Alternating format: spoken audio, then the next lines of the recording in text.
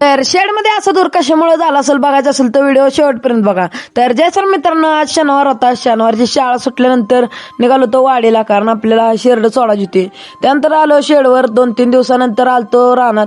आल्या पहिली शेरड सोडली, आपली ड्युटी जॉईन करून आता सुट्टी दिवशी एवढं तर नको आहे करायला. त्यानंतर आलो तात्यांच्या शेडवर. हे बघा त्यांचं खोंड, गावठी का किल्लार आहे तुम्हीच सांगा.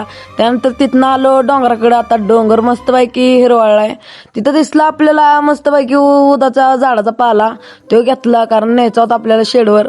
त्यानंतर परत आलो शेडवर आल्यानंतर आपलं यालाचं बुचाड होतं, एका साईडनं भिजत होतं, त्यामुळं याला कुजलं सगळं. मग काय याला सगळं काढलं तर आणि ते सगळं आणून शेडात आणून ढीग लावला मस्तपैकी. आता काय भिजणार नाहीत काय नाहीत. त्यानंतर तिथनं गुरं आणायला गेलो. गुरं इकडं पडकात बांधली होती, गुरं वगैरे आणली, शेडात बांधली. त्यानंतर आपण जो पाला आणलेला त्याची दुरी करायची होती, कारण मच्छर चिलट जास्त झालती. आता हे बघा दूर कसा खतरनाक मध्ये निघत होता. त्यातनं पाला टाकला होता जाळाव, लगेच दूर निघत होता. इतका दूर केलता की आता गुरांना बी लय त्रास होत होता. मला बी लय डोळ्यातनं पाणी येत होतं. चला जाऊन दे, आता भेटू आपण उद्याच्या ब्लॉग मध्ये. धन्यवाद.